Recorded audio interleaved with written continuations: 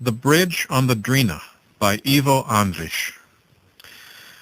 For the greater part of its course, the river Drina flows through narrow gorges between steep mountains or through deep ravines with precipitous banks.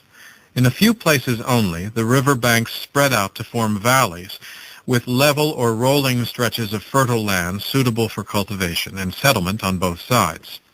Such a place exists here at Visegrad, where the Drina breaks out in a sudden curve from the deep and narrow ravine formed by the Butkova rocks and the Uzavnik mountains. The curve which the Drina makes here is particularly sharp, and the mountains on both sides are so steep and so close together that they look like a solid mass out of which the river flows directly, as from a dark wall. Then the mountains suddenly widen into an irregular amphitheater whose widest extent is not more than about 10 miles as the crow flies.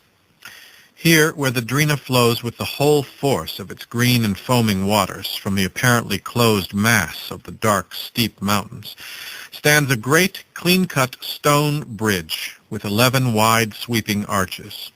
From this bridge spreads fan-like the whole rolling valley with the little oriental town of Visegrad and all its surroundings, with hamlets nestling in the folds of the hills, covered with meadows, pastures, and plum orchards, and crisscrossed with walls and fences and dotted with shaws and occasional clumps of evergreens. Looked at from a distance through the broad arches of the white bridge, it seems as if one can see not only the green Drina, but all that fertile and cultivated countryside and the southern sky above.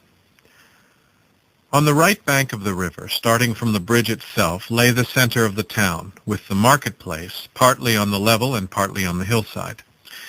On the other side of the bridge, along the left bank, stretched the Maluhina Polje, with a few scattered houses along the road which led to Sarajevo. Thus the bridge, uniting the two parts of the Sarajevo road, linked the town with its surrounding villages. Actually, to say linked was just as true as to say that the sun rises in the morning so that men may see around them and finish their daily tasks, and sets in the evening that they may be able to sleep and rest from the labors of the day.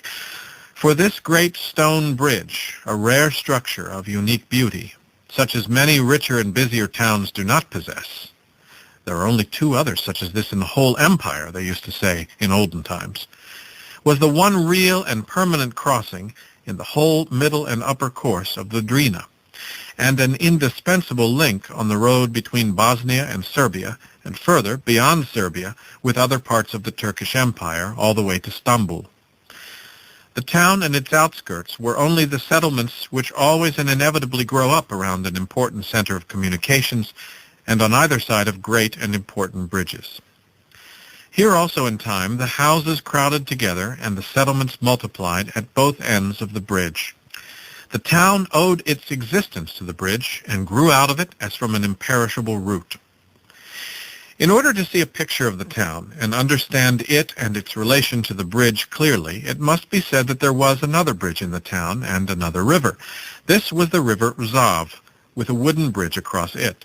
At the very end of the town, the Rzav flows into the Drina, so that the center and at the same time the main part of the town lay on a sandy tongue of land between two rivers, the great and the small, which met there, and its scattered outskirts stretched out from both sides of the bridges, along the left bank of the Drina and the right bank of the Rzav.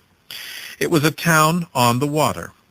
But even though another river existed and another bridge, the words "on the bridge" never meant on the Rzav bridge, a simple wooden structure without beauty and without history, that had no reason for its existence save to serve the townspeople and their animals as a crossing, but only and uniquely the stone bridge over the Drina.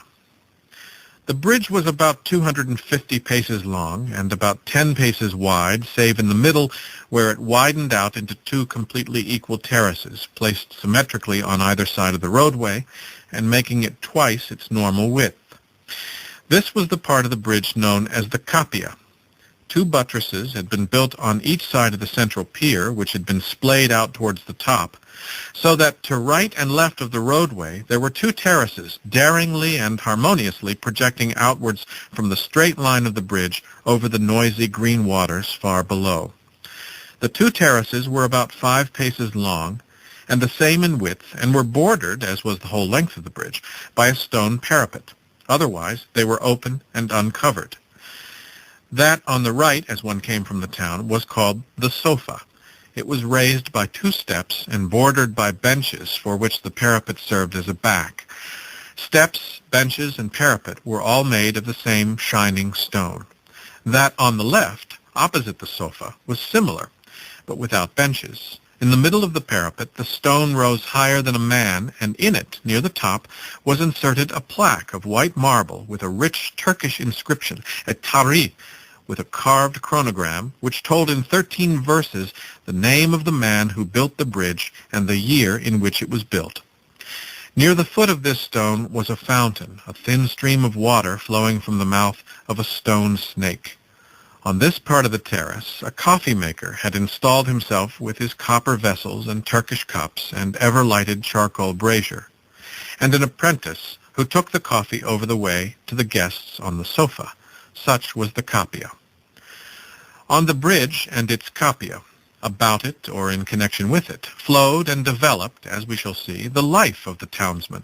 In all tales about personal, family, or public events, the words "on the bridge" could always be heard. Indeed, on the bridge over the Drina were the first steps of childhood and the first games of boyhood.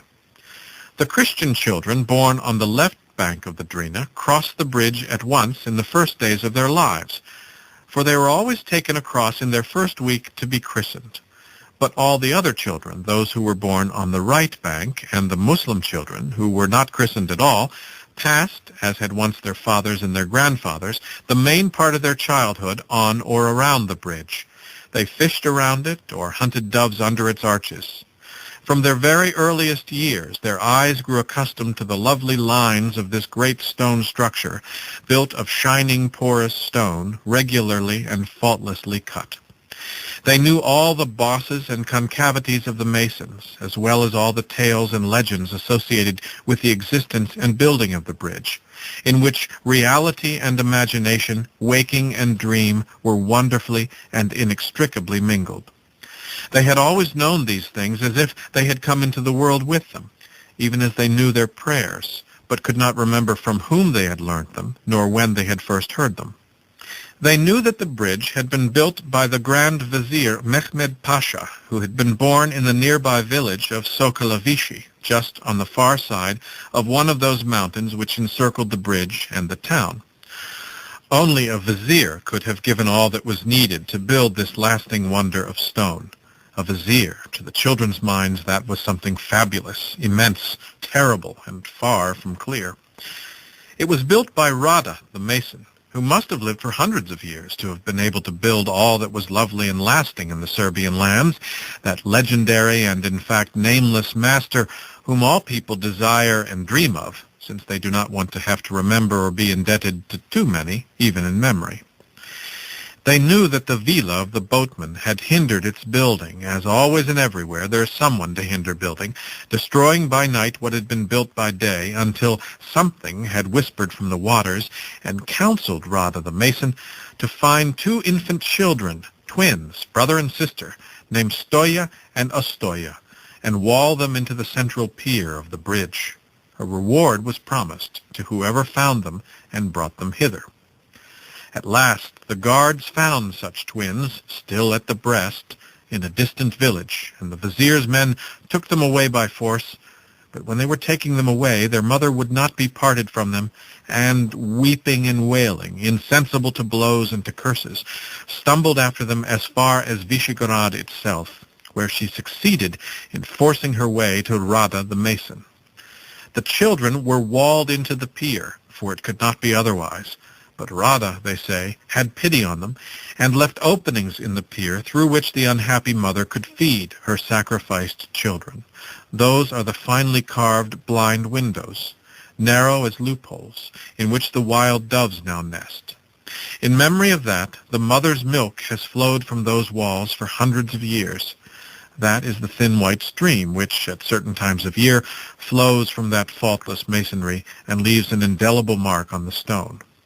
The idea of a woman's milk stirs in the childish mind a feeling at once too intimate and too close, yet at the same time vague and mysterious, like viziers and masons, which disturbs and repulses them. Men scrape those milky traces off the piers and sell them as medicinal powder to women who have no milk after giving birth.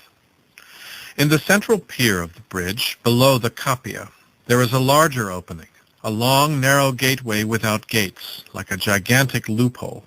In that pier, they say, is a great room, a gloomy hall, in which a black Arab lives.